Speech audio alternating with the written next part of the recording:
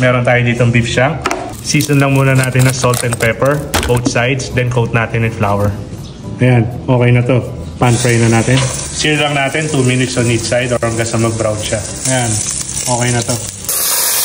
Set aside lang natin. Same pan, sautay na tayo ng garlic, onions, and ginger. Next, lagay na natin yung sugar. Meron tayo ditong bay leaves, cloves, peppercorns, and star anise. Halo lang natin para ma-toast din siya. Next, lagay na natin ng gato stock.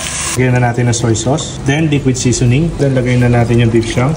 Cover na lang natin. Tapos, pakuluin natin 10 minutes. Transfer na natin sa pressure cooker. Pressure cook lang natin for 30 minutes. Ngayon, gawa naman tayo ng local version ng gremolata.